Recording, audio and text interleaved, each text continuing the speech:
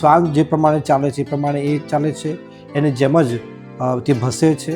એક પિતા માટે આનાથી દુઃખ મોટું કોઈ ન હોઈ શકે. કેમ છો મિત્રો? અને આજે વિષય એવો છે કે બનાસકાંઠામાં એટલે ઉત્તર ગુજરાતમાં જે બનાસકાંઠામાં જે ઘટના બની છે એ ઘટના આપ બધાએ કદાચ જોઈ લીધો હશે વિડીયો, પરંતુ આપણે આ વિડીયોમાં એમની આજે વ્લોગમાં થોડી વિધિસર વાત કરવાના છે ડિટેલમાં. કારણ કે આ જે બનાસકાંઠામાં ઘટના બની છે, યુવક તો સાબરકાંઠાનો હતો કે જ્યાં શ્રમિક તરીકે ભાગીદાર કહીએ આપણે, જે ખેતરમાં કામ કરતો હોય છે એ રીતે કામ કરતો હતો.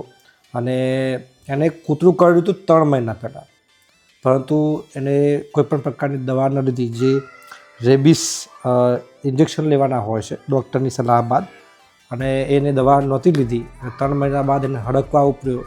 એમાં જે તમામ જે લક્ષણો આવ્યા એ તમામ જે શ્વાનને હોય ને એ તમામ લક્ષણો એના જોવા મળ્યા હતા. અને એવું કહેવાય છે ને કે એમાં 100% મોત નિશ્ચિત હોય છે, 100% જીવલેણ રોગ છે આ.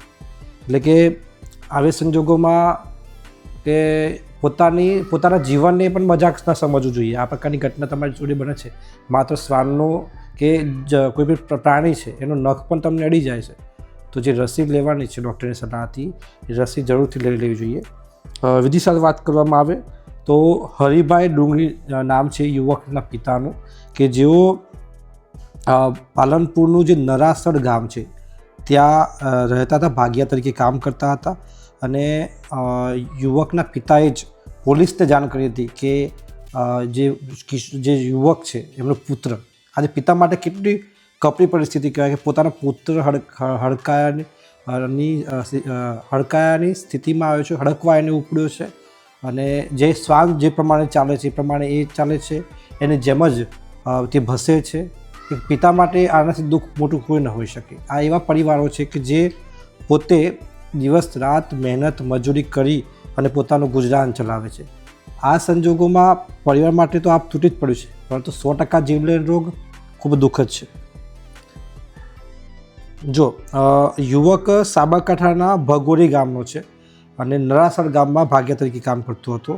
અને કૃણાલભાઈ પટેલ ડૉક્ટર છે પાલનપુરના, તેમના દ્વારા હાલ સારવાર આપવામાં આવી રહી છે. હું થોડી ડિટેલમાં વાત કરું તો વડગામ તાલુકાનું નડાસર ગામે ભાગ્યા તરીકે કામ કરતો યુવકને 3 મહિના પહેલાં હડકાઈ કૂતરું કર્યું હતું. તે સમયે યોગ્ય અને સમયસર સારવાર ન મળતા યુવકને હડકવાના લક્ષણો જોવા મળ્યા છે. અને યુવક શ્વાનની જેમ ભસવા લાગ્યો, 4 પગે ચાલીને લોકોને ડરાવવા લાગ્યો, હિંસક બની ગયું. યુવકે પત્ની પર હુમલો કરવા દોડ્યો, એટલે પોતાનું ગૃહસ્થ જીવન લઈને બેઠો હતો. તમે બધા આ જોયું જ હશે મીડિયામાં, ટીવી ચેનલ્સમાં. પણ આવી સિચ્યુએશનમાં શું કરી શકાય અને શું ન કરી શકાય? પહેલાં તો 24 થી 48 કલાકમાં જે રેબિઝ ઇન્જેક્શન છે, રસી છે, એ લઈ લેવાની હોય છે. જે તમારા નજીકના પ્રાથમિક આરોગ્ય કેન્દ્ર, સામૂહિક આરોગ્ય કેન્દ્રમાં વિનામૂલ્યે મળતી હોય છે. અને આ તાત્કાલિક ડૉક્ટરને આ બાબતે જાણ કરવાની હોય છે. કારણ કે આવા સંજોગોમાં કોઈપણ પ્રકારની ચૂક ચલાવી ન લેવાય. બાળક નાનું હોય, મોટું હોય કે કોઈ પણ ઉંમરનો વ્યક્તિ હોય, પરંતુ હડકાયા પશુ, હડકાયા શ્વાનની સ્થિતિમાં, અને હડકાયું ભલે ના હોય છતાં પણ પોતાની પોતાના જીવન માટે આ વસ્તુ જે રસી છે એ રસી લઈ લેવી જોઈએ. ડૉક્ટરો પણ એ જ કર્યા છે. કૃણાલભાઈ પટેલ છે જેમને સારવાર કરી છે. હાલ તો એને બાંધી રાખવો પડે છે, જે તમને હું વિડીયોમાં પણ બતાવી રહ્યો છું સાથે સાથે. એટલે કે જરૂરથી ધ્યાન રાખીએ અને ખૂબ તકેદારી રાખીએ શ્વાન આજુબાજુ હોય તો. અને બીજું કે જે ગામમાં શ્વાન હોય તો શ્વાનની પણ તમે રસીકરણ કરાવી શકો છો, રાઈટ? કારણ કે જે શ્વાનમાં હડકવા ઉપડે ના ઉપડે, પરંતુ કોઈક બાળકને કરડી જાય તો ખૂબ તકેદારી રાખીએ. આ એક ચોંકાવનારો કિસ્સો છે ગુજરાતનો. આ પ્રકારના વિડીયો આવે ને બહુ દુઃખ થાય. અને અમે ખુદ આ પ્રકારના મોત પણ જોયેલા છે. એટલે સંપૂર્ણ 100% જીવલેણ રોગ છે હડકવા.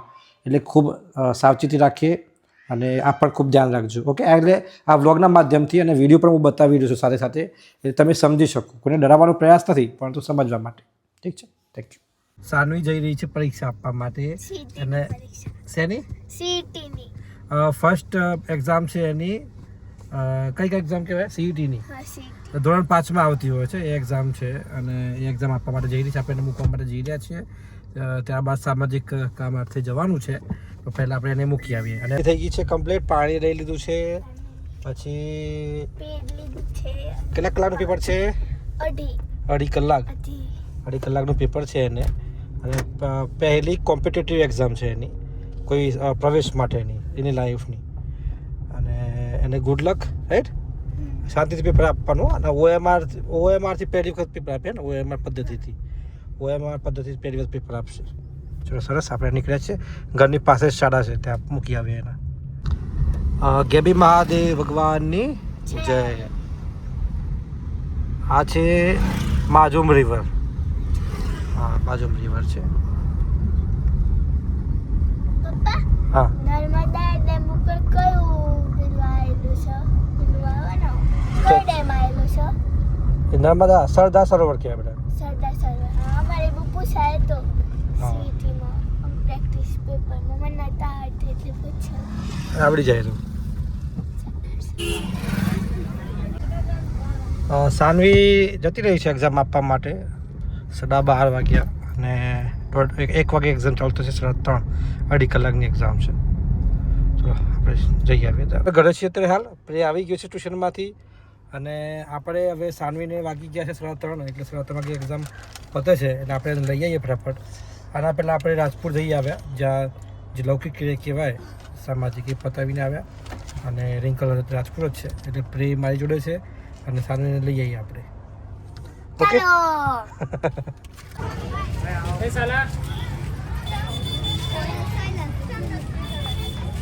જો સાનુબેન આવી ગયા છે એક્ઝામ પતાવીને. કેવું કે પેપર? બહુ જ મસ્ત હતું, ઈઝી હતું એકદમ. એમ ને? કેટલા આવશે? 120 માંથી 150. એવું? એટલું બધું કોન્ફિડન્સ? તારા કેટલા આવી પ્રે? 10 કરોડ. 10 કરોડ. સારું, સરસ, વેરી ગુડ.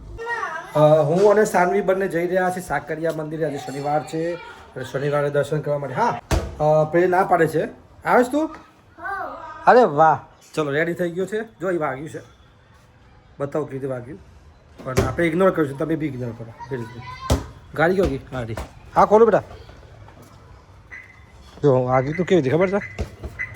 આ દરવાજો ખોલ્યો અને એ સામાન મૂકે કે દૂધનો, એટલે આ વાગી માથામાં. એમને સોજો આવી ગયો. ચલો બેટા બેસી ચડો. બોલ લઈને બંનેને લઈને જવું છું મંદિરે.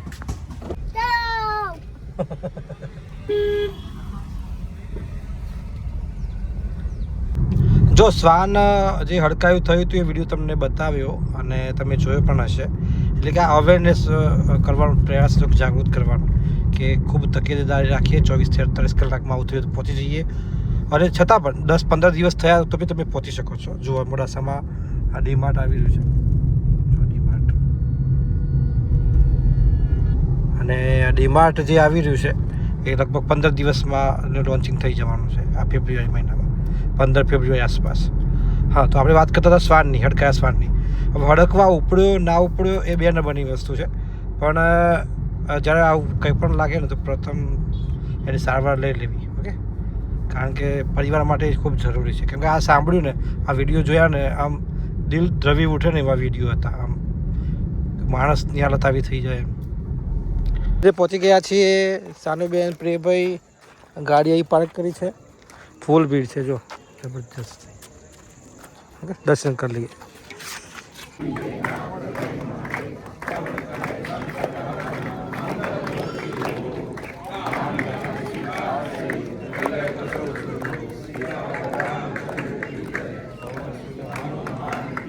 ખૂબ સુંદર દર્શન થઈ ગયા. આરતીનો લાભ મળ્યો.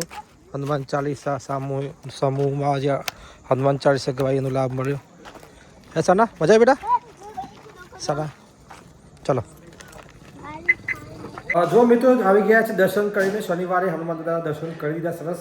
બંને બાળકોને સાથે લઈને ગયા હતા. અને બસ કોઈપણ સંજોગોમાં તમને આ વ્લોગ પસંદ આવ્યો હોય તો લાઈક કરી દેજો. અને જે હવે નેક્સ્ટ વ્લોગ આવવાનો છે, ખૂબ જ સરસ ધમાકેદાર આવવાનો છે.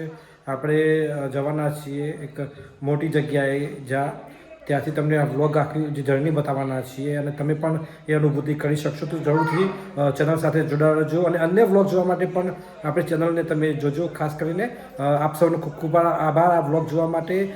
રામ રામ.